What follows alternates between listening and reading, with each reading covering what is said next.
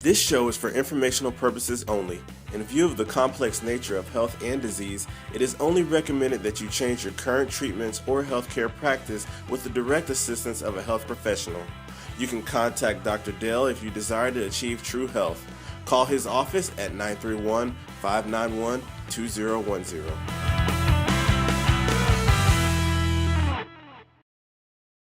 Welcome to the show, everybody. Looking forward to this discussion. Now, this will be, I don't know, you never know, man, it could be long-winded, but we're going to discuss the use of antibiotics, and then we're going to discuss the proper treatment for ear infections, what should be done and what shouldn't be done. We're going to discuss this. It will be an open conversation, more than likely on Facebook Live. Please remember to share the truth. Don't just like it. The only way we're going to save lives and get people the information that's necessary to make true, informed healthcare decisions and decisions on how they get healthy, how they get well, and avoid the dangers of whether it be vaccinations or drugs like antibiotics. People need to know the truth and know the information, for which is very rarely, if ever, it seems, talked about in the majority of doctors' offices. So again, my passion is bringing truth to to not just the American people, but the world. I want to see people understanding how to get healthy, how to get well, and really getting down to the root causes, getting and seeking always, whenever you're seeing a physician, make sure that you're asking one specific question. Are they going to help you identify and recover and correct your health causes, or the lack of health? So let's take, for example, I just had a patient recently. I was discussing leaky gut. She's being seen by a medical physician and being treated for leaky gut, which is a condition that needs to be corrected. Again, Hippocrates said that disease begins in the gut, but you have to understand that when you say disease begins in the gut, it doesn't mean that the gut causes all disease. It means that it begins there. So if disease begins in the gut, you need to heal the gut if it's been damaged, because it'll have a huge impact on the person's current and future health and health recovery. But if it begins there, then what causes it to begin there? Now, this day and age, with all the antibiotics, with the amount of pesticides and chemicals that we're being exposed to in our daily lives, in my hometown here, it breaks my heart not to get to meet literally one of my neighbors, a farmer. And I wanted to speak on this just for a minute. A gentleman passed away from cancer here recently, and just talking to the Pat, a lady that lives, is my neighbor now. She grew up in a farming community, and she says it's in the teens, the number of farmers that she knows personally, and family and friends who have either died from cancer at an early age or are currently battling cancer. And she's like, it seems like these farmers are just being hit so hard, so heavily by cancer. And it breaks my heart, because I see these farmers and I see them out there working in the fields, and I see those people that are really just trying to provide for their families, and understand that it's not like they are wanting to poison us all, but the reality is, even talking with some of them, talked with a gentleman working for the farmer, working for the neighbor, and young guy, and I was talking about Hodgkin's lymphoma, I was talking about non-Hodgkin's lymphoma, and Monsanto being sued because they withheld the evidence that glyphosate, or glyphosate, however you want to pronounce it, was causing cancer, and they withheld, and they literally watered down that data as best they could to hide the fact that their weed killer, which would be considered Roundup. I even mentioned that to him, and he was like, "What's glyphosate, or what's glyphosate?"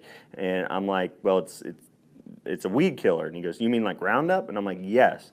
And so he didn't even understand the chemicals in that. So I mean, and again, not his fault, but the reality is there should be warnings on. I don't even know if there is. Maybe there is actually warnings. Maybe somebody else can mention that, because I just don't use them, so I don't know, and I don't look at those bottles. But maybe there are warnings on there.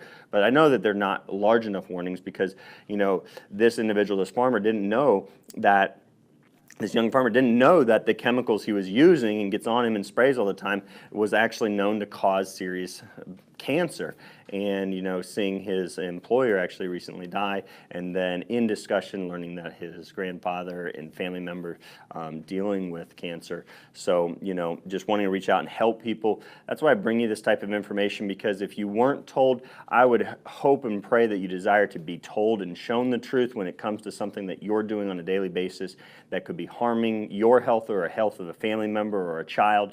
We need to know the truth so that we can make informed decisions. My desire is to bring information to the table that the majority of the time people are not being informed about. So one of the latest research articles that we'll be discussing tonight is going to be the British Medical Journal and the latest analysis of the medical documentation and medical scientific literature and research, saying that, well, sorry folks, but your doctors have been giving you recommendations according to fallacy, falsehoods, misinformation, maybe some manipulation, or a false and unjustified theory, or a theory that then turned out to be completely bogus and not true.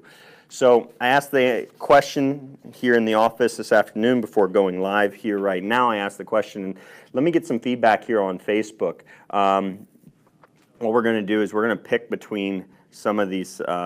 Give me a thumbs up if you believe that carrying out, and be honest, everybody online right now, give me a thumbs up. I want to see how many thumbs up are there, and just be honest.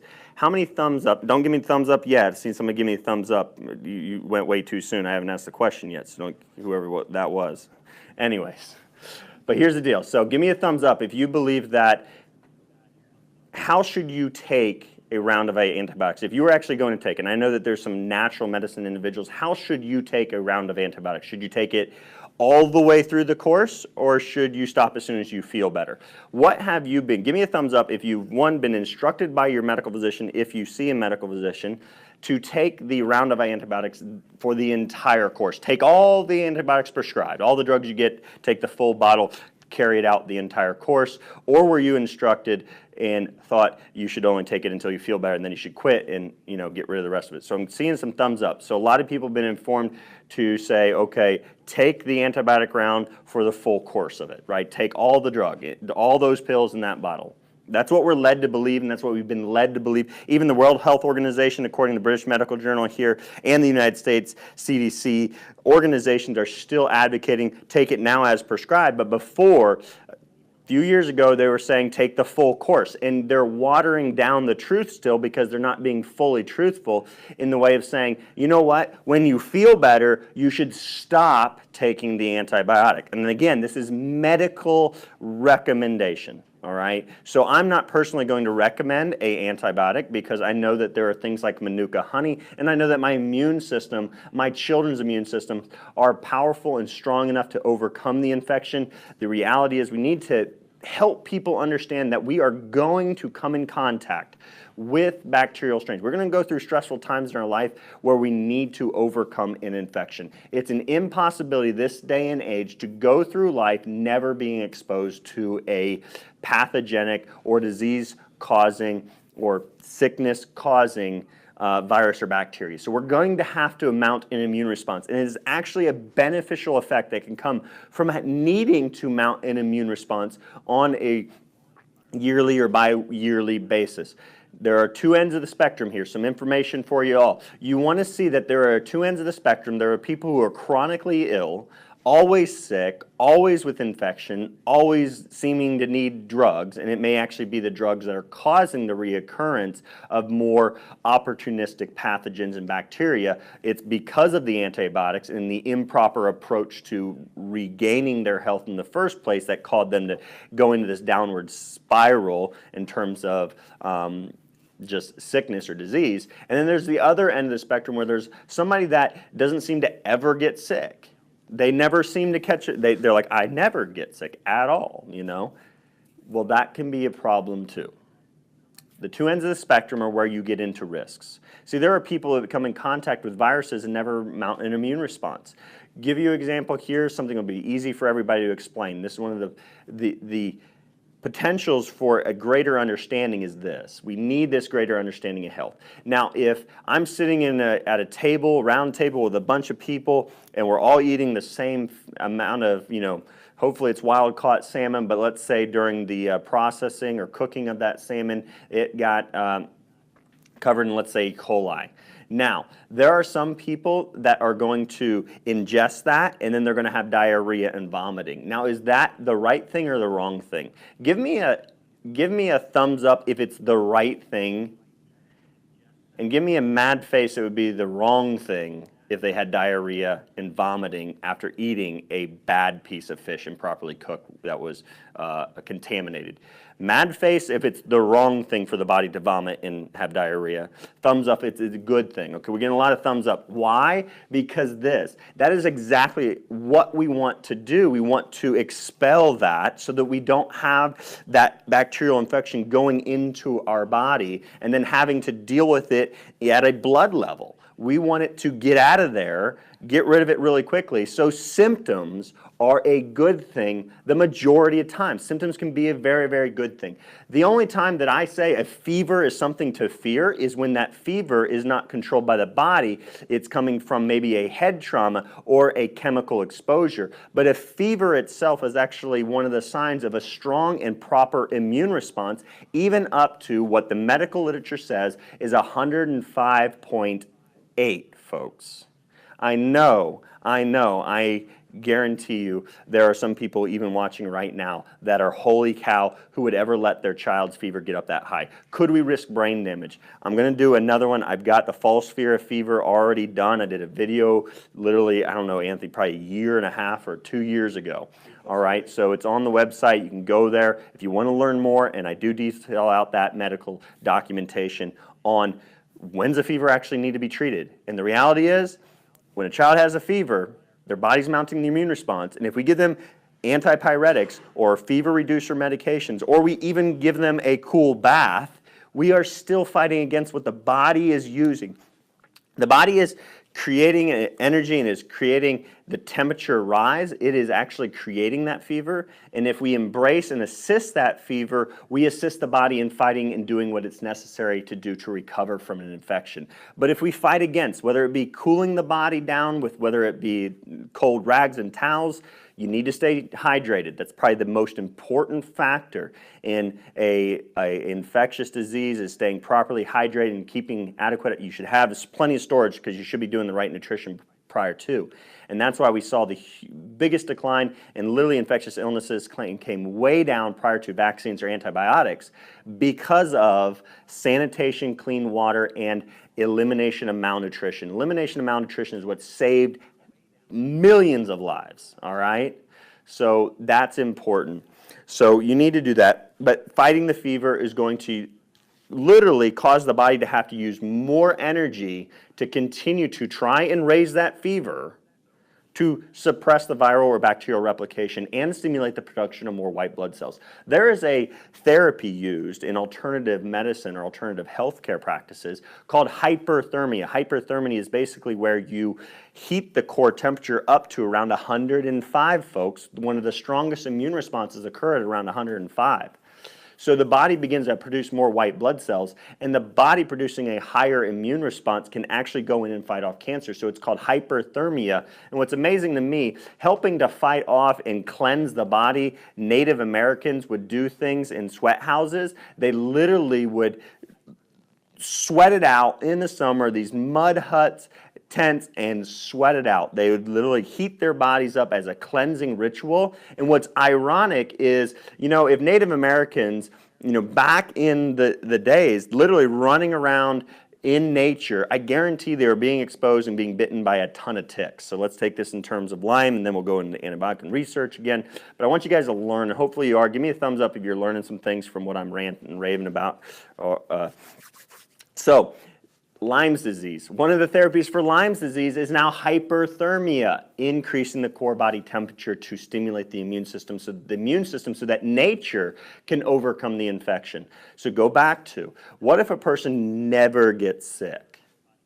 Problem. Why? Because they're guaranteed to be coming in contact with viral or bacterial pathogens, things that can stay in the body and cause disease. Why are there viruses that now functional medicine and doctors are saying causes cancer? Here's the deal, folks. If you want to be 100% honest, it's not the virus that causes the cancer, because there's a ton of people that got Lyme's disease and or got infected with Lyme's disease, the bacteria, but never actually developed chronic illness from it. They were able to fight it off. There's well documented that there are viral infections that can contribute to cellular damage, and cellular damage eventually leading to DNA damage because of the chronic stress on those cells and the chronic replication that the body's trying to heal from that viral damage. But it's not the virus itself that's causing the cancer, it's the inability to fight off the virus and clear it from the body, like HPV. Perfect example is the HPV virus.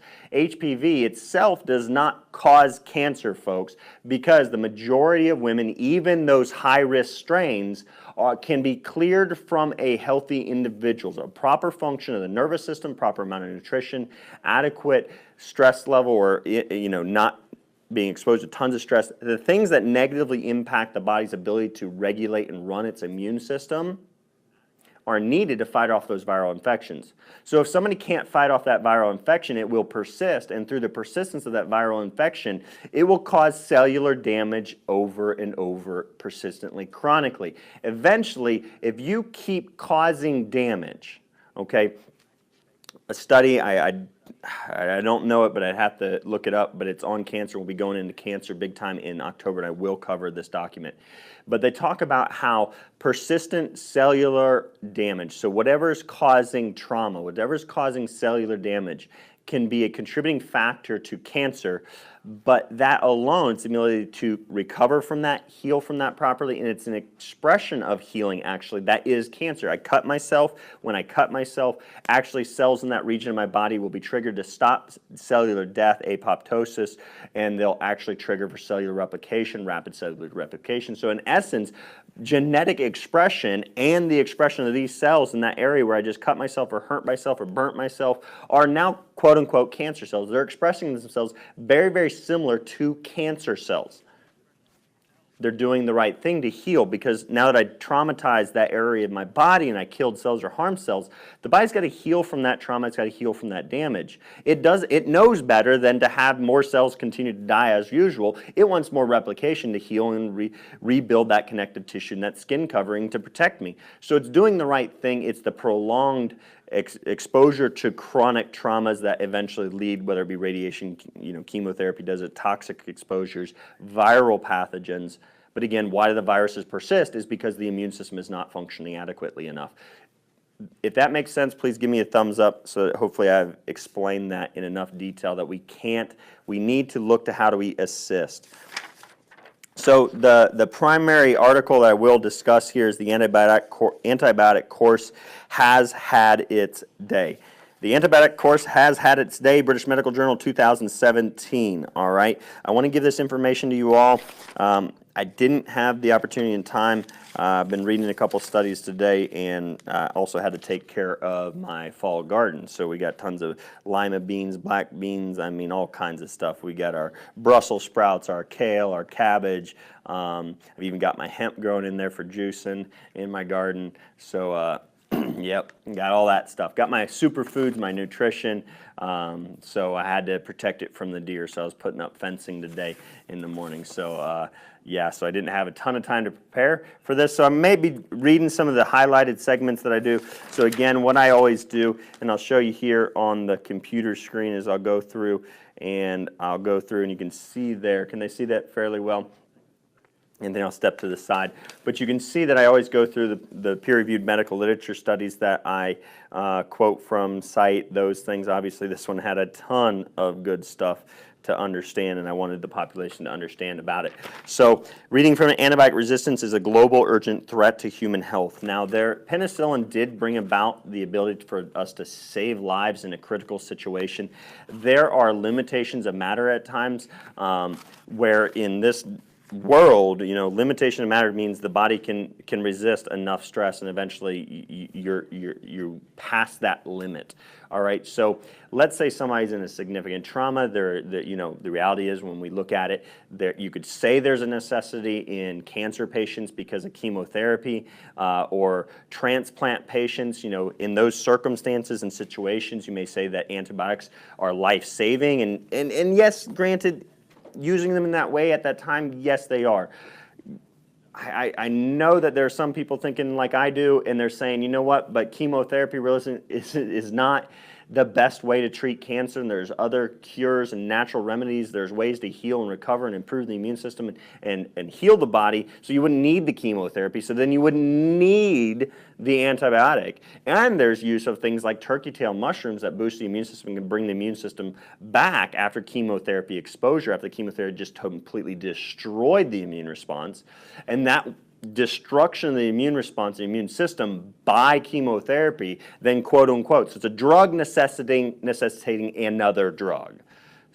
But for general purposes, understand that there are people that, because of that administration, they are having their lives saved by drugs. One of the only times you'll ever hear me say that, probably. So just so we all know that I'm not like, if somebody's in a severe trauma, you know what? There may be a time or place to use and use an antibiotic. But the way we're using it is causing massive harm. So the opportunity to do good with an antibiotic, we're losing that. We're losing that very, very rapidly. Antibiotic superbugs is what we'll say. But reducing unnecessary antibiotic use is therefore essential to mitigate antibiotic resistance. The World Health Organization Global Action Plan public communication about antibiotics often emphasizes that patients who fail to complete prescribed antibiotics courses put themselves and others at risk of antibiotic resistance. For example, in the material supporting Antibiotic Awareness Week 2016, World Health Organization advised patients to always complete, quote unquote, always complete the full prescription, even if you feel better, because stopping treatment early promotes growth of drug resistance. In the United States, reiterates that same thing. The idea that stopping antibiotic treatment early encourages antibiotic resistance is not supported by the evidence according to this latest analysis. The latest analysis showing us that the World Health Organization and the United States and other governmental Canada, Australia, European campaigns on United Kingdom, finish your antibiotics, finish all the course, is actually not based in science, folks. How many times are we going to sit here and watch the medical community base their recommendations on a fallacy, on a myth, on their theory? But then when you look at the scientific literature, it flies in the face of it. Meaning, we actually see the opposite, that shorter durations. Now in hospital studies, and they mention these in here, they find that hospital studies and hospitals are utilizing, so there's actually communities of medical physicians in hospitals right now. They're not seeing it in daily regular physician practices, family practices, those things. So in the hospital, they're shortening the duration of antibiotic use, and they're doing blood work to evaluate the antibiotic, the risk of sepsis and things like that, and pneumonia. So they're looking at blood markers and looking at when they can discontinue the use of antibiotics sooner, because what happens is you're not going to kill all the bacteria. Great, I think it was Harvard video, huge petri dish, huge table, showing that no matter what concentration, you would kill somebody, you guaranteed kill somebody, if you gave them the amount of antibiotic concentration that they put in these petri dishes. But antibiotics always were able to mutate, to grow through that petri dish and live in an environment with massive concentrations of antibiotics. So you can't get around superbugs. We can't.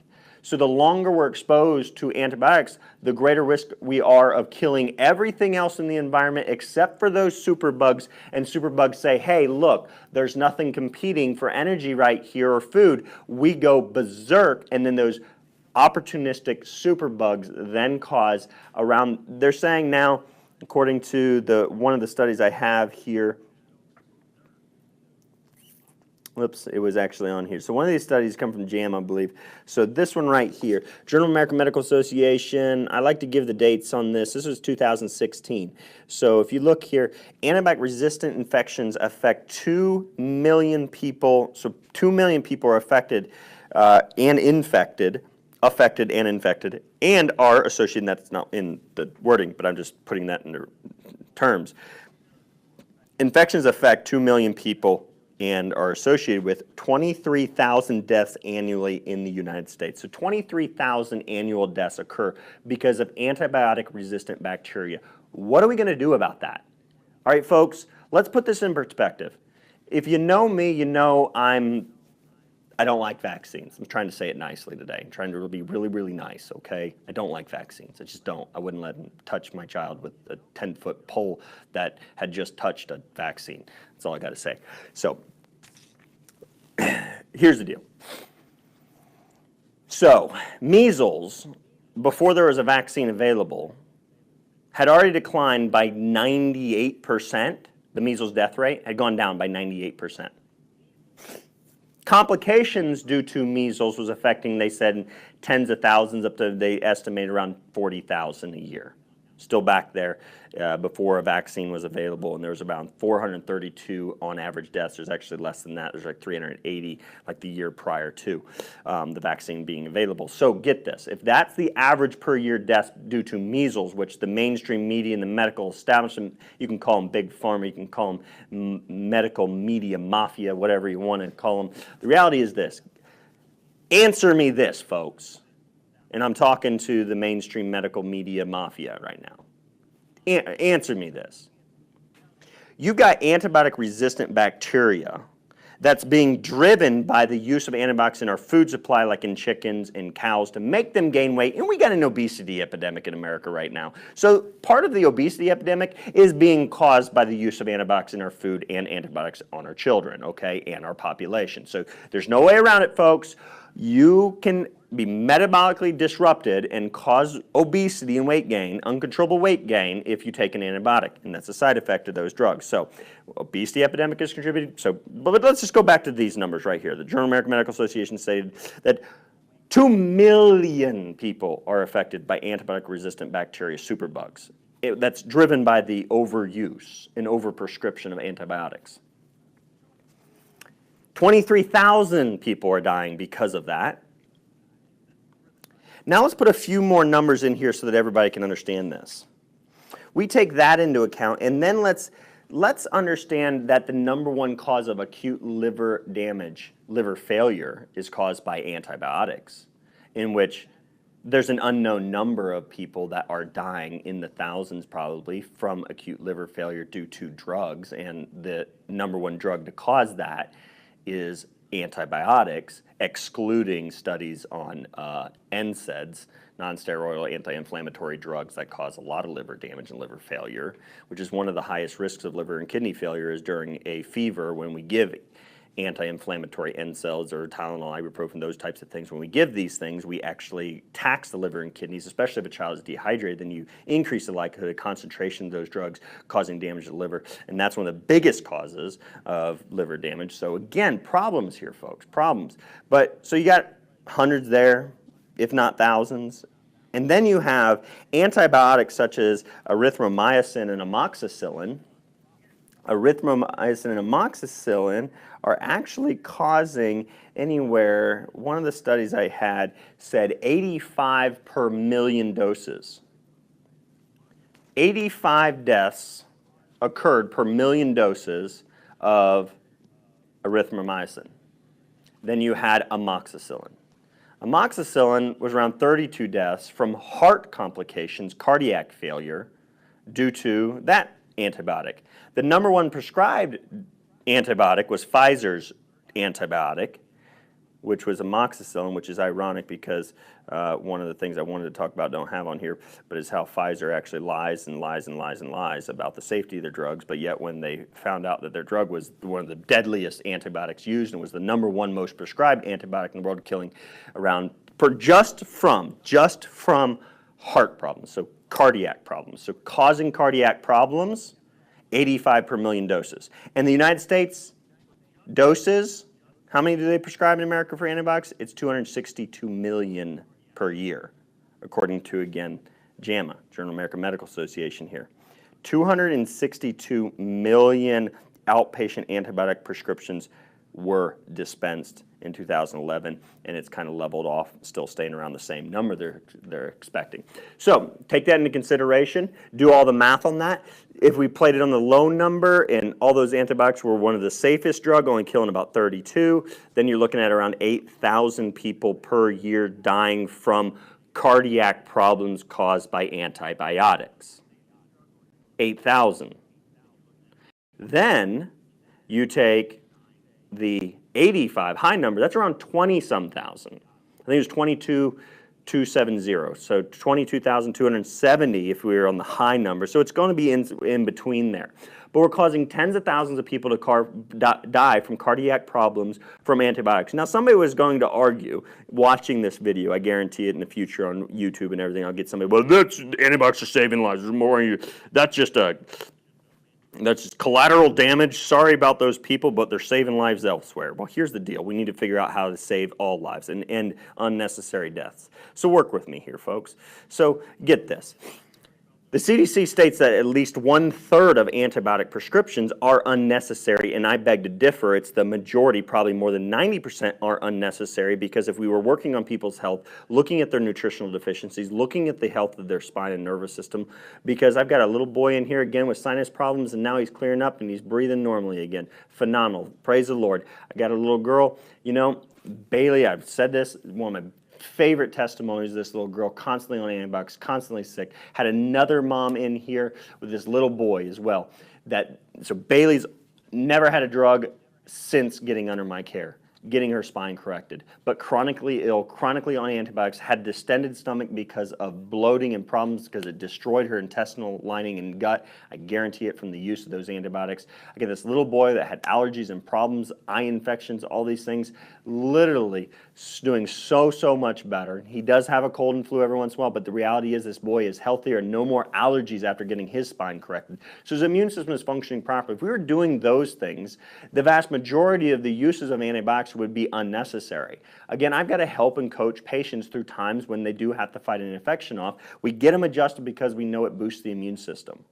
It boosts the immune system so much that in blood tests, they show about a 200% stronger immune response immediately following a chiropractic adjustment. And in HIV patients, they saw that they could actually get out of the realm where their CD4 cell counts, their immune cell counts were so weak, so low, that they're considered AIDS, not just HIV positive, but able to actually reverse quote-unquote AIDS or go into quote-unquote out of the AIDS, acquired immune deficiency syndrome. They get out of that diagnosis because pneumonia can cause AIDS in essence.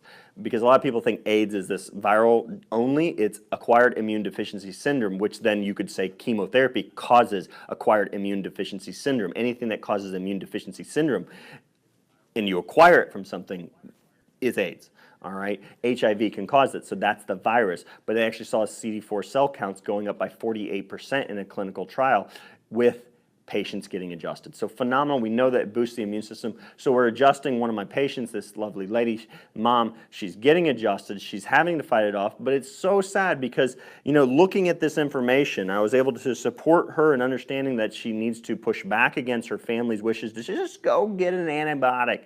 You'll feel better so much quicker. Just go get an antibiotic. And they should be, if they knew the truth, they should be like, just go get an antibiotic. You know what? Don't worry about it. You may die of cardiac arrest, but just go get it in which you can feel better. We think antibiotics shouldn't be used as a commodity. They should be used as a 100% have to be necessity if it is necessary. Like, we have to say, is this necessary? Like, are you literally at risk of your body can't fight this off? If you can't fight it off, then we need to figure out why you couldn't fight it off. That's the real risk there. But we need to figure that out and say, is this really truly necessary? And say, no, it's not. You're going to be able to, you're just going to have to wait it out, do the right things. You know what? And you're going to recover. You're going to be well. We need to use it only when necessary. But again, so 1 in 3. So if we just took the CDC's numbers, 1 in 3 prescriptions are unnecessary. So that leaves you about 47 million prescriptions. Now do the math on that 32 to 85 number on per million doses. That's more people dying unnecessarily by doctor's prescription than the measles, folks. You know, our society doesn't think about this. America, even the world, doesn't think about the fact that we sit here and like, oh, we got to force people. We got to bring the police in now to force parents to vaccinate. We need to deny them a public education, and they got to be homeschooled if they want to avoid dangers of vaccinations. And we got to brainwash the public into fearing these infectious diseases that are literally no big deal. And the CDC's own documents say the measles schmeasles, no big deal if you're actually not malnourished. It is a benign, non-harmful to the vast majority. Antibiotics, get it folks, kill more people unnecessarily than measles was and send more people to the hospital unnecessary, from a liver failure to heart problems. And then those 32 to 85 per million prescriptions of antibiotics, those people that died, guess what? There are other people that develop critical heart arrhythmia problems and then have to be medicated usually for the rest of their life if they stay within the medical model. But I've seen people with heart arrhythmias, after we start to adjust them, they literally no more heart arrhythmia. So we have to understand that, please, heart this, something, give me some responses that you're understanding what I'm getting at here. Why is the mainstream media wanting to bash any parent or any person that even questions vaccines? You can't question a vaccine. You gotta get them and you gotta not even think about it. Just roll your sleeve up and do what I say. Take my vaccine. And if you don't, you're a baby killer, right? Well, no, actually, those who prescribe antibiotics unnecessarily, those are specifically, they are. Now, do they want to do that? Majority of them obviously do not. There may be one or two of them out there that actually are like, I wonder how many people I could harm with drugs. You know, there's some sick, perverted people in this world. But the reality is this, folks. Do we get this? Do we understand that there are more people in the mainstream media, they don't talk about it. They're barely putting this type of information out there.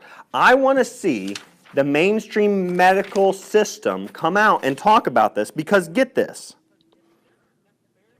Exactly as prescribed, so they say, we explored the evidence for antibiotic duration, clinical effectiveness, resistance, and encourage policymakers, educators, and doctors, I love that, they're talking about me, doctors to stop advocating, complete the course when communicating to the public. Further, they being the medical physicians or the educators, the media, whoever, to publicly and actively state that this was not evidence-based and is incorrect, folks. They are calling on our medical physicians in the United States and around the world, and medical bodies, and the media, and educators, and everybody, to say to the American public and the world that we goofed up, folks. Sorry, it was a fallacy. It was a myth. It was a lie. Whatever you want to call it. Some were lying, they knew the truth, and some were just passing on the lies that they were told and the myths that they were told. You know, they need to admit wrong. And they need to re-educate the community, because we still have parents literally going into, are you hearing feedback on there? Okay. So they were literally, they have brainwashed the public into thinking complete the course is the proper way to take antibiotics, when the proper way to take antibiotics, except for a very few small, and if you get in here, I think they talk about tuberculosis and some things. But the reality is, shorter duration in hospital stays with pneumonia, better results, less people succumbing to complications. You look at ear infections. Folks, when they looked at ear infection, otitis media was what ear infections are called, technically. Symptoms improved within 24 hours without antibiotics in 61% of children, and rising to 80% had improved by 2 to 3 days. So a child with an ear infection, 61% will improve with zero intervention, antibiotics, without antibiotics, and 80% 2 to 3 days later. Suppurative complications were comparable in antibiotics and if were withheld. Withheld, 0.12% had complications from otitis media or ear infections. Or when the antibiotic was provided, it was 0.24%. Now, if this was a drug company, oh look, we literally cut the risk of complications from ear infections in half. We cut it in half. All over the media. Take your antibiotics for your ear infections, which is actually the AAP, they came out and they're saying the medical communities actually said to their doctors, hey, stop giving antibiotics. But because we brainwashed the American people and the people around the world, many countries, parents literally go in demanding for antibiotics, and then doctors have to. Even good-hearted doctors don't want to. And there were some articles I read about medical physicians literally saying they see when a parent comes in demanding or asking for an antibiotic for an ear infection or other, they find it an opportunity to discuss the reality of overuse of antibiotics and the harms that they can cause, and then the parents walk out happier and trusting and having faith that the body can actually heal itself. And that's what we need to run. But get this, so it had a doubling effect, twice as many complications occurred. It was statistically within a range that was similar, but twice the complications if a child was given an antibiotic for an ear infection. From that study right there, Natural History of Untreated Otitis Media. This was published in 2003. So when we look at that, understand that ear infections, the majority of the time, 61% are going to get better within 24 hours. 80% within 2 to 3 days.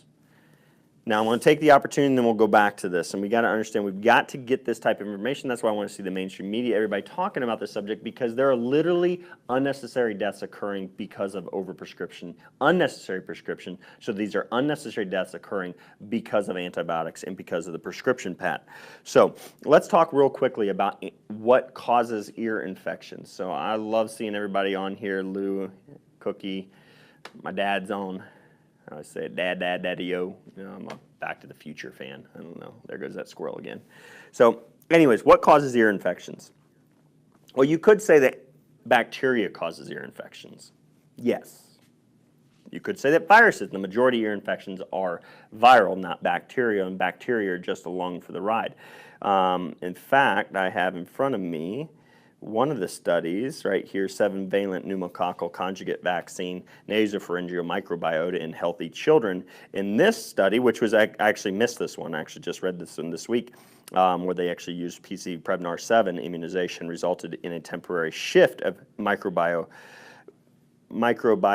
community composition and increased bacterial diversity. Immunization also resulted in decreased presence of pneumococcal vaccine serotypes, so the specific types in the vaccine, and an increase in the relative abundance and presence of non-pneumococcal streptococci and anaerobic bacteria. So tons of other pathogenic bacteria, including Haemophilus influenza and Staphylococcus bacteria in vaccines was increased versus those of the controls.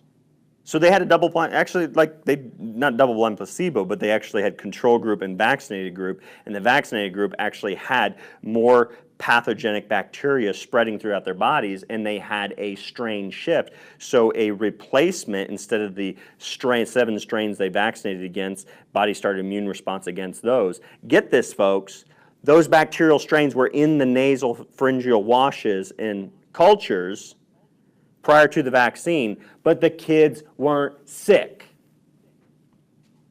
Why does nobody point this stuff out? Like, I hope this is an epiphany for everybody out here watching right now.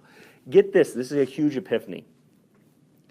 They found the bacterial strains that they vaccinate and say you gotta get vaccinated to protect yourself from.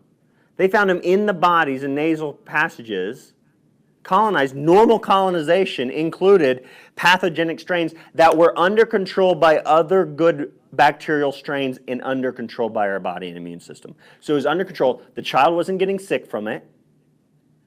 They vaccinate, and then what happens is they actually say that it caused disruption, dysbiosis. Dysbiosis is a huge problem, they say.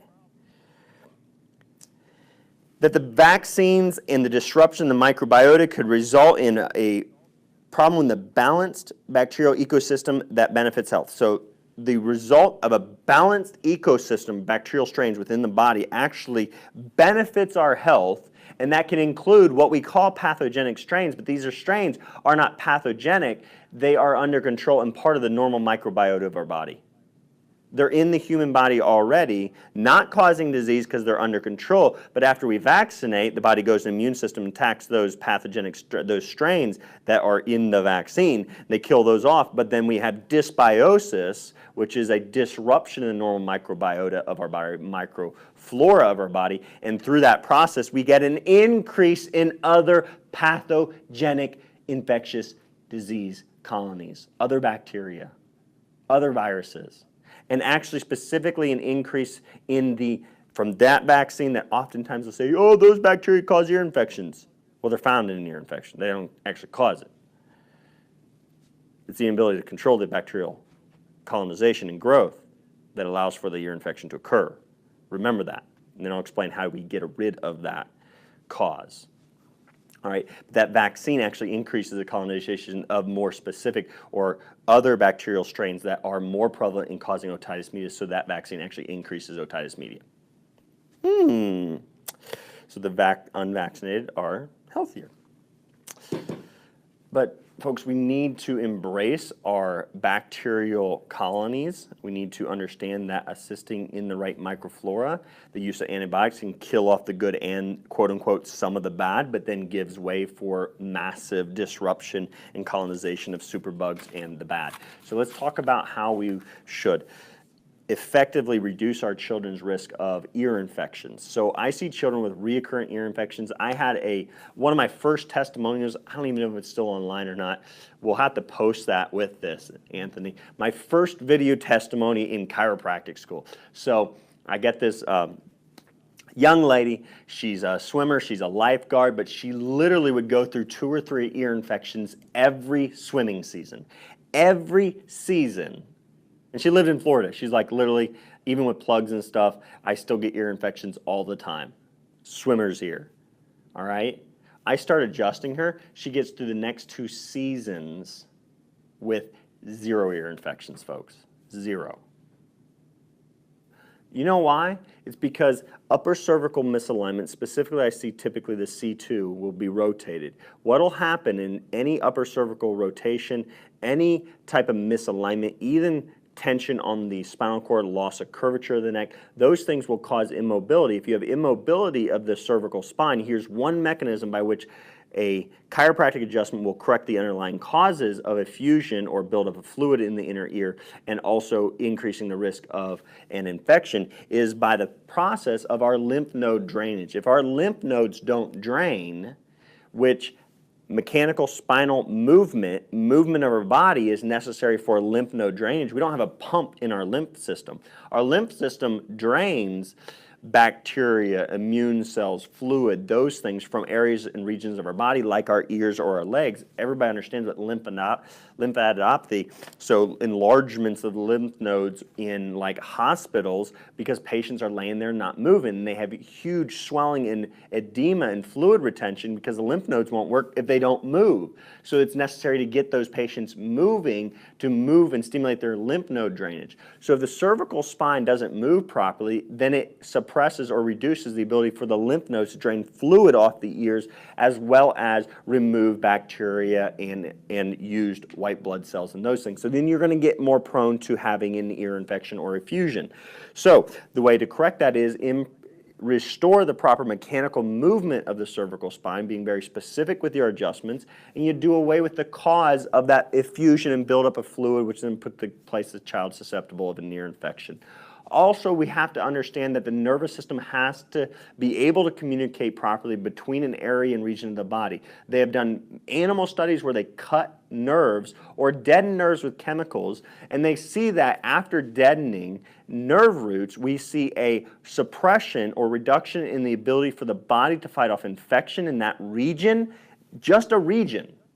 Where the nerves were clipped, or nerves were deadened with chemicals, we see a weakening. These aren't chiropractic studies. These were studies originally done to evaluate what role the nervous system played in the immune system. How does the immune system and nervous system interact? It's necessary for proper communication because then your nerves sense an infection or bacterial or viral pathogen or illness or cancer occurring, and then what happens is the nerves see that going on, they signal to the brain signals back down, stimulates immune systems, spleen, lymph nodes, other things, immune cells, bone marrow, everything is stimulated through the nervous system, and through that pathway, the immune system mounts a response. But it's coordinated and signaled by the nervous system. And the immune system does the job of killing.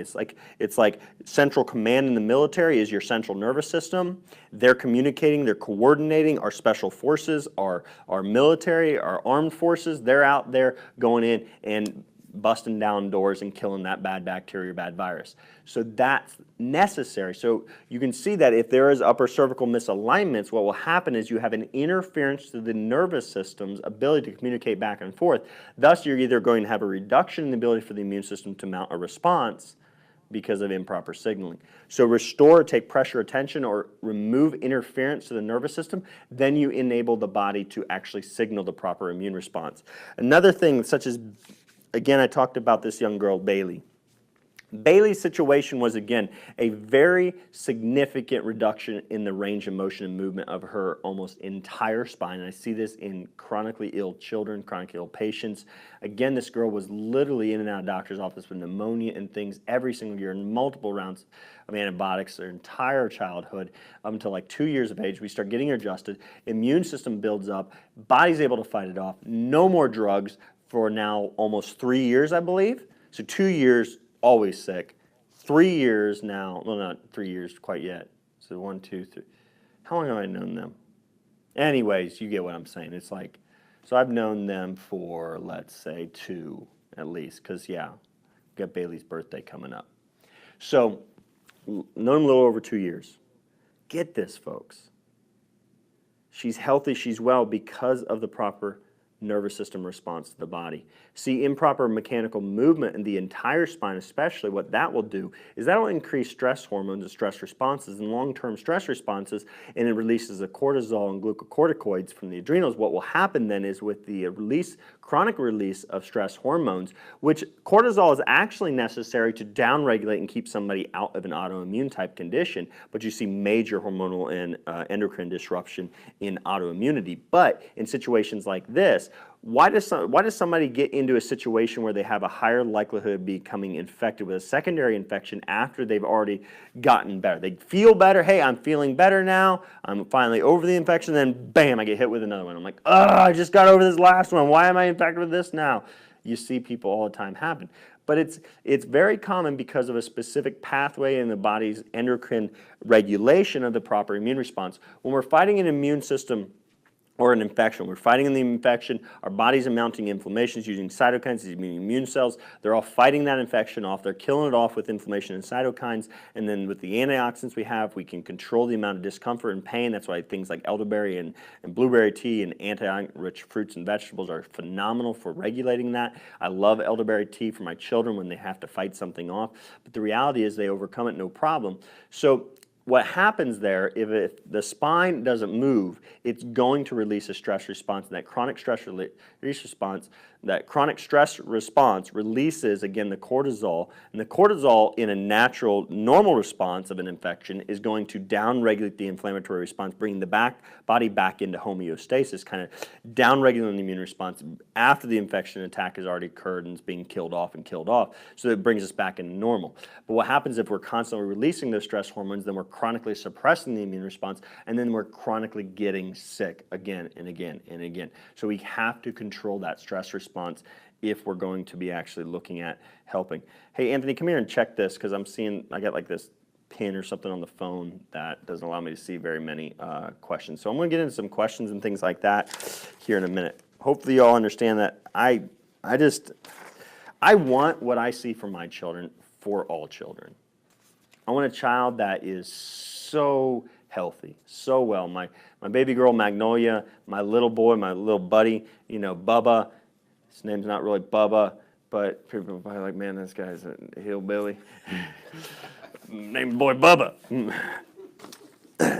Anus, he's just phenomenal. Like, I love my kids, and I want everybody's kids to be like that. That's why I advocate for chiropractic care. That's why I advocate for a plant-based nutritional diet with, I go out and harvest and utilize my tools to get my own meats and healthy meats, and stuff like that. So I want people to live that abundant and thriving life. And so that's why I want to share that stuff with you so you guys can see that there are so many ways to protect through chiropractic care and increase and enhance or recover somebody's health. So important to make sure that the spine is in the right alignment. I see patients all the time that I see them going to doctor after doctor, and they even go into natural medicine where they get better and they get some improvement, but they're hammering their nutrition, they're staying strict, they're doing everything right, they're taking thousands of dollars worth of supplements, but they get minimum results because the doctor never looked at the nervous system, the spine. Then we correct the spine, we correct all these issues, and then their intestinal wall is healed. I was talking to a patient today. I'm getting off topic, but you guys will help. Hopefully, because I know there's a lot of people that tune into me and are seeking out natural ways to heal, and they want to see how to get healthy. The medical model has failed them, and they want to find hope. So here's the reality. Talking to people, I see it huge right now in the media. Everybody's talking about leaky gut, leaky gut, leaky gut. Give me a thumbs up if you've heard of leaky gut. So yeah, you need to heal leaky gut, but here's the problem. Stress is what will actually cause for the gut to become more permeable. It will cause leaky gut. Stress will cause leaky gut. So having a discussion today with a patient who's now she's a school teacher, she's got to go back to school now. She's literally in here without sleep. She's stressing out. Her primary issue is her stress level in her life. That is the primary issue in her health. We've established that. Well, she's going to functional medicine doctors and they're assisting her. I'm so glad she's doing these things because they did. They did the blood test. They showed that she was allergic. She was having immune responses to certain types of foods. Well, those certain types of foods only become allergenic and your immune system reacting improperly to them is because of leaky gut. So leaky gut allows for the undigested proteins to leak through the gut wall into the bloodstream, and these whole proteins are then identified, or your body responds to them as if they're a foreign invader and pathogen, so it goes in and mounts an immune response. Now that chronic stimulation through eating those foods will eventually cause problems in your health, chronic inflammation, immune, and possibly autoimmunity. So it'll lead to those things. But I'm talking with her and she's literally stressing out in my office like, oh my God, how am I going to get any sleep tonight? I've got to cook all these meals and I've got to stay with this nutrition. She's almost in tears. And I'm like, ma'am, please, if it stresses you, you need to literally back away from the nutrition and say, I got to relax. If it stresses her out, and that's a primary issue, again, yes. So you guys got to get me here. She understands, thank God for the medical tests and these functional medicine doctors saying, listen, here's your body reacting improperly to these foods, so you need to eliminate these from your diet. They give her a strict diet, but that stresses her out. So guess what? All the other foods she's eating, she can become allergic to, because if she stresses out more, then it causes worsening leaky gut, and then eventually she's lost it up. You can take a healthy food, and your body will respond to it improperly because of leaky gut. It doesn't matter what you eat. Leaky gut is not caused by foods unless you're eating glyphosate-ridden foods and chemically sprayed grains, all that stuff. So we know that they're inflammatory foods. There are foods that are harmful. They're artificial foods. So yes, it can cause it because of the chemical exposure. But it's the damage to the bacterial microbiota, which now we can see that dysbiosis of both the intestinal lining and intestinal gut caused by, again, that study that I have behind me right now on the screen, that the pneumococcal vaccine causes dysbiosis in the body. Well, guess what? Dysbiosis is a primary contributing cause because when you disrupt the bacterial environment in the gut, you can increase the likelihood of somebody developing leaky gut and then becoming allergic to certain foods. But again, it goes back to that stress response. We got to get rid of that stress response. So again, I hope that made sense to y'all. I just wanted to rant about that. But again, we're going to be wrapping it up. I know that we only got a few more minutes. I just got signaled that by Anthony. But again, the antibiotic course has had its day. In conclusion, let me see if I can see.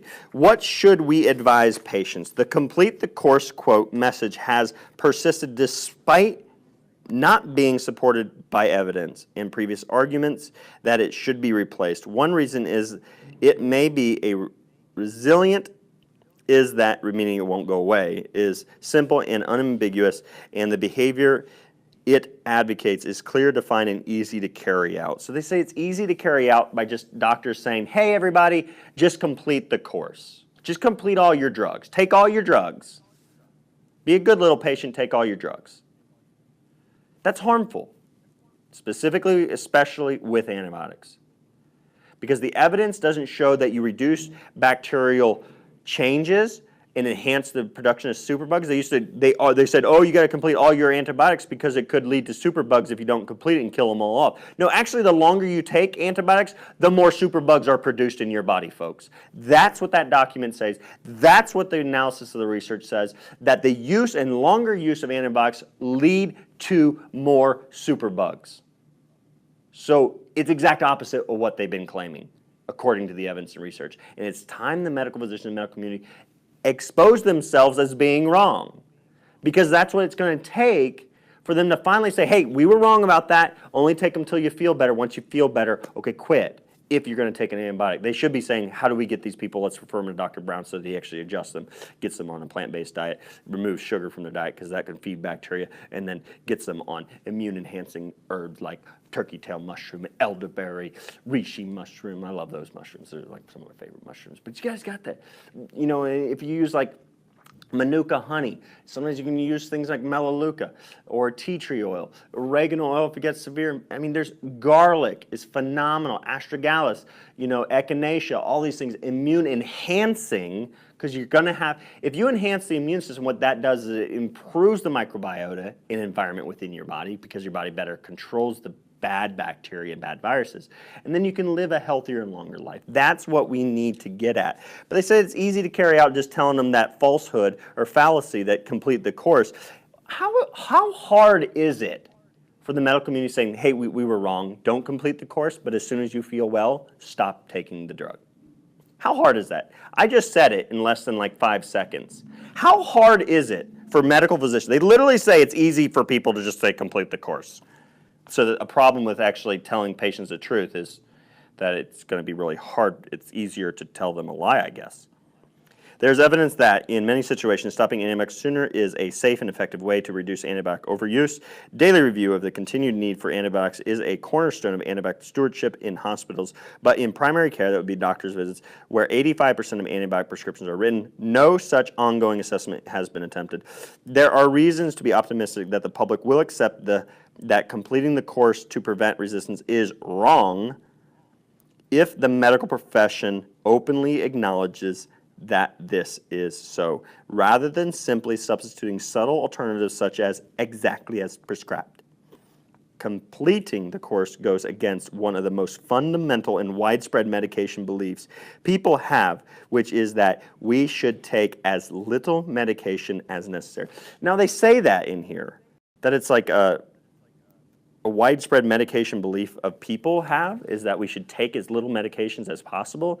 I see quite the opposite usually. So often I see that it's like people are literally like, I gotta have my drugs. I can't get well without drugs. I gotta go to my doctor with, I feel a little symptom. My toe's hurting, I need a drug. It's like, we are like, our country has literally driven this thought that for every ache, pain, symptom, and oftentimes the body's right, the symptoms are the body fighting it off.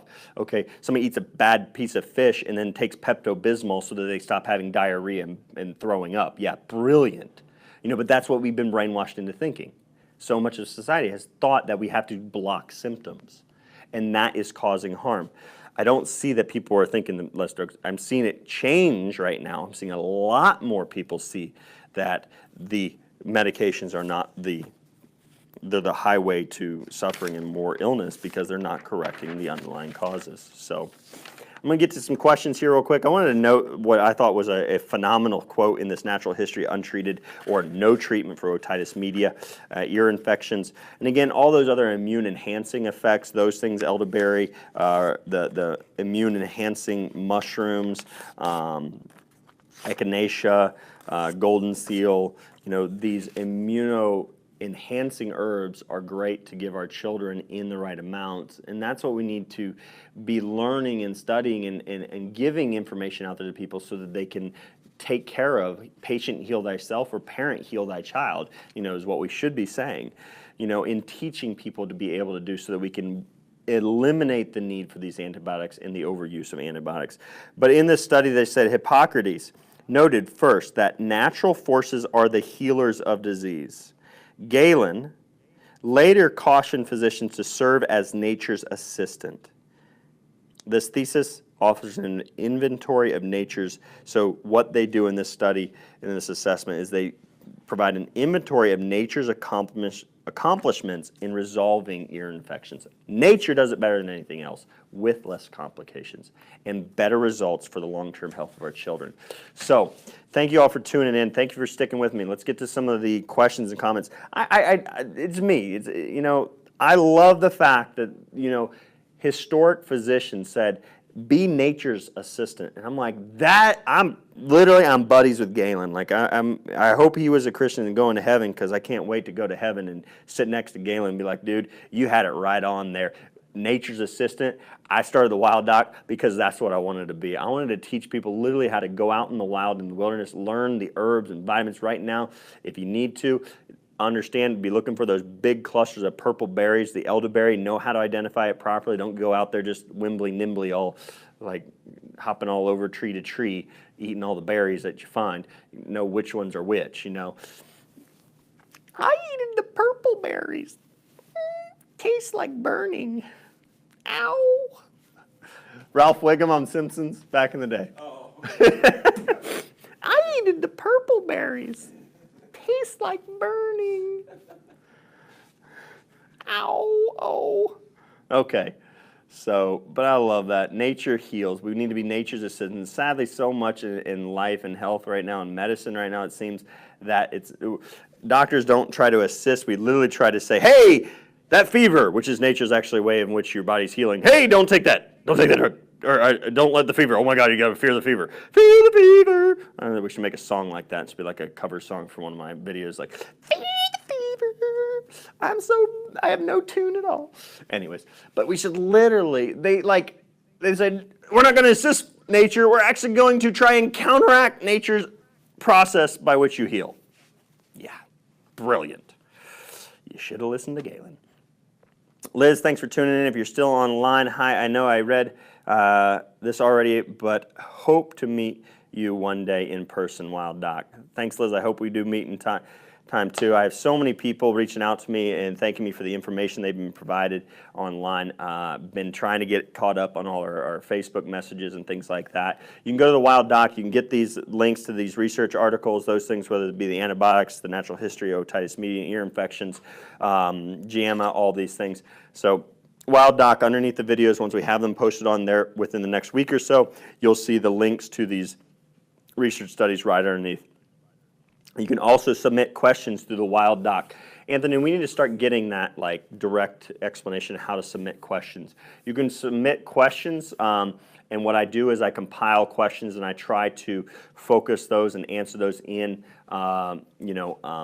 on these live shows or future videos I can do. You can submit a question online, and actually there is no charge for that. I tell people literally, if you watch on YouTube my videos and you watch the advertising at the beginning, I actually get a few cents for that. So if you click on it, I get a few cents more. You don't have to buy the product, especially if it's one of those ones where I actually had I was telling a testimony of somebody actually getting off of Nexium and heartburn medications, and actually the advertisement in the beginning of the video was a heartburn medication. I'm like, that's quite hilarious that they're advertising a heartburn medication on my video, for which I'm actually giving a testimony of a patient who no longer needs heartburn medications.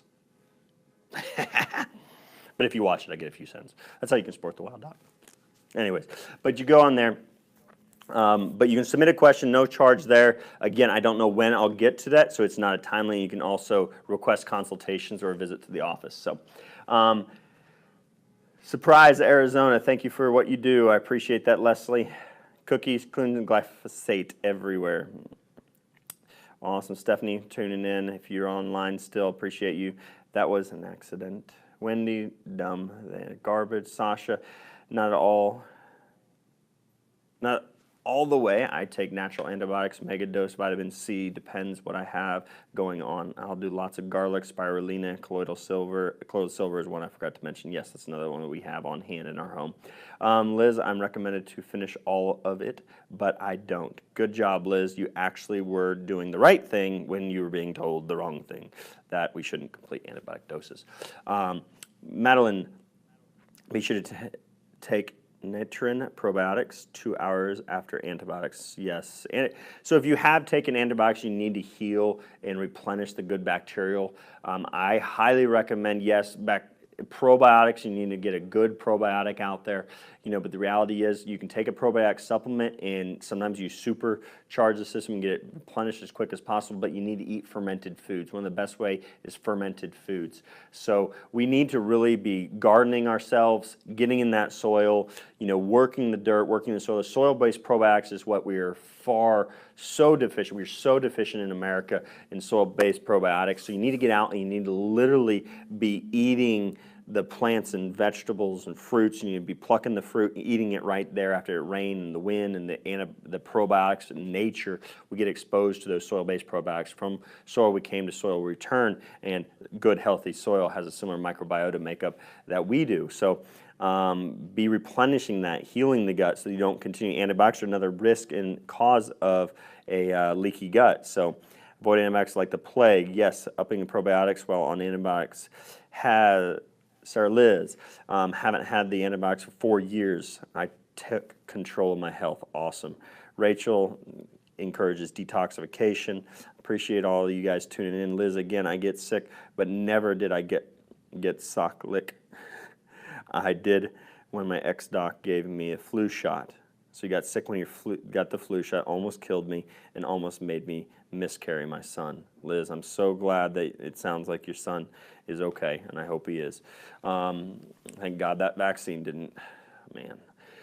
Kay, I read the body uses sleep also to fight. Yes, sleep. So Kay actually brings up a really good point there. Kay Rich, if you're still online, mentioning sleep. Again, we have to sleep. Again, I may have been talking about that lady that was lacking sleep, stressed out. Again, if we don't sleep, where our parasympathetic nervous system should rise throughout the night, and that's kind of the heal, recover, slow down, and rest and recuperate part of our nervous system.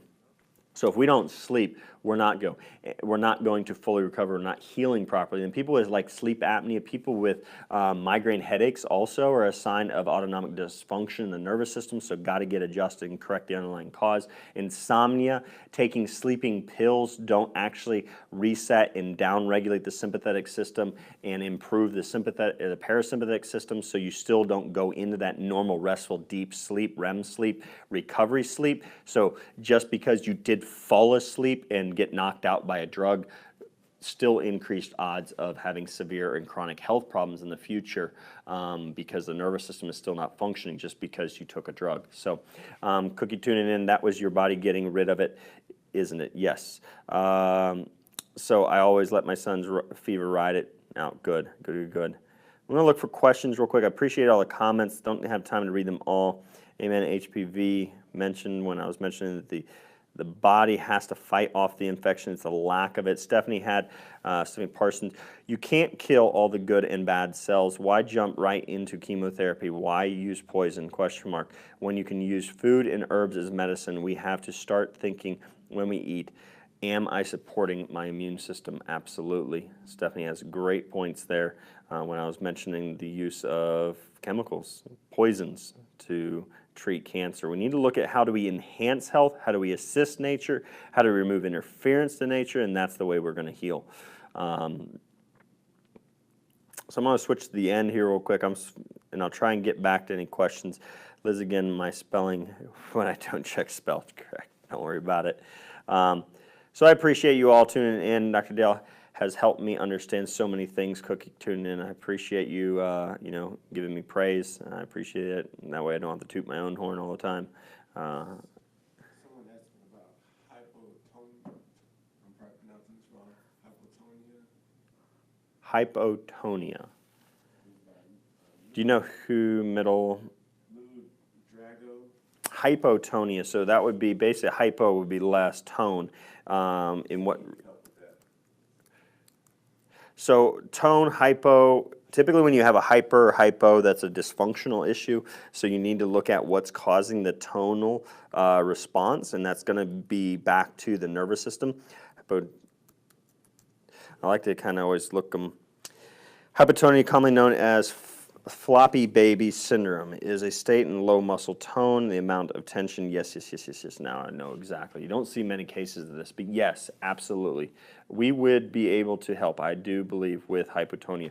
I have seen kids with failure to thrive. I've got I've treated several with intestinal issues, health problems, poor diets, not necessarily poor diets in what they're being fed. Actually, I see a lot of parents doing phenomenal breastfeeding, feeding children the right way, feeding them proper nutrition. So they have really healthy children, but they're still lacking in some other area. They're still not having proper absorption. And we'll see that. Again, the muscle tone is going to be dependent on the nervous system. So Lou, I see, and that's your question, what I'm going to say is please get to, I would say if it's looking at floppy baby, I've seen that, and we've seen that in children who are forceps delivery, vacuum extraction, some C-section babies, some even natural birthing.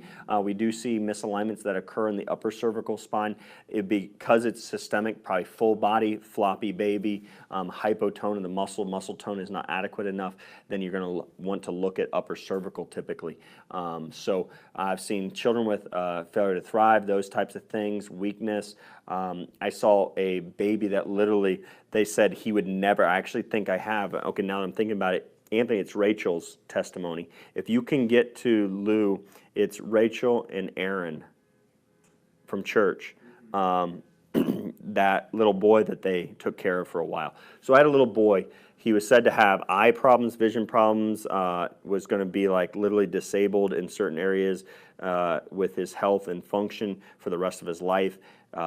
Doctors at Vanderbilt literally giving these parents zero hope for this child to recover, was abused, so there was trauma in his past, and they're literally saying he's always going to have these health problems, including just never being able to hold his head up, and it'd just be like back and forth, side to side. And we started adjusting that kid, and the kid completely recovered from all the things for which one of the top medical facilities in the area supposedly was saying that that child would never heal from.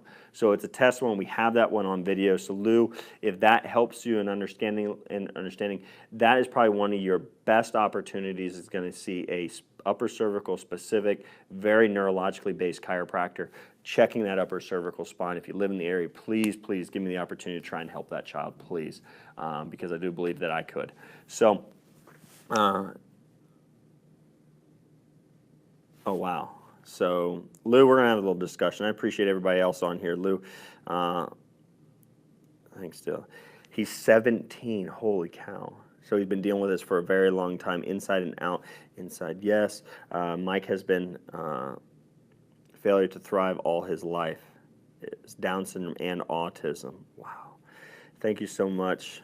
Lou, I have treated Down syndrome. It's another, and we don't treat the quote-unquote Down syndrome, but what we can see is that children with Down syndrome do respond well to chiropractic. They have typically structural, you can see large shoulders, shortened neck, typically, and sometimes they even have get x-rays on that child's spine by a good chiropractor, because the differences in structural bony structure of the spine can sometimes make adjusting these children or these individuals or adults even a little bit different than the general population. You don't want somebody just going in there and doing general mobilization, which can be beneficial to a vast majority of people, but you want them being very specific, subluxation based, very specific adjustments there. But I have a couple children that have Down syndrome, and they come in and they just get healthier. And I guarantee somebody's misconstruing what I'm saying. I'm not saying I treat Down syndrome. What I tell people is, the reality is they have a spine too. I've adjusted dogs and seen them get well off pain meds, muscle relaxers, all kinds of stuff. Seen one dog actually reverse diabetes, stuff like that.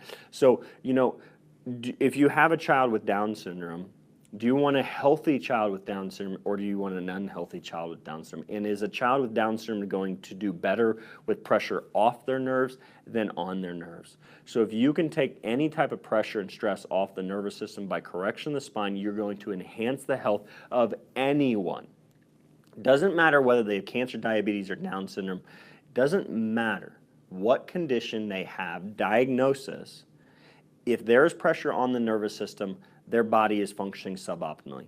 It is below the optimum expression of health, below the ability to nature the inborn intelligence in our system to be able to heal and recover and function properly. If we take pressure off, we automatically enhance the body's ability to heal, recover, and get well. So Lou, I hope that helps you get them to a chiropractor that knows what to do. So thank you. Love you all. Thanks for tuning in. You're all my friends. I believe we need to be a community of people that are willing to reach out to others and tell people the truth. I tell you, I was talking about a testimony of this little girl. Again, I think some of you have seen the shorter videos on this. This little girl, 20 days straight of a migraine headache, and already seeing patients coming in from that family and ones that are in desperate need of an answer for their health. And it came about from one healing miracle that was seen in one family and one child, and then it's just this trickle, this pay it forward effect. That's how I see and get to see. I mean, I do. I literally work in a profession that gets to see people go from hopeless to hopeful because they get an understanding of why their body has always been sick, why they were in the state of health they were in, where they felt they had that, or their doctors did, the necessitating that medication and drugs. I mean, had several people. Again, I had one woman, school teacher now, even back to school under the stress of school, doing phenomenally off 2 medications for her heartburn. Had a patient tell me the other week about getting off of blood pressure medications. I get to see that stuff. I love to see health restored.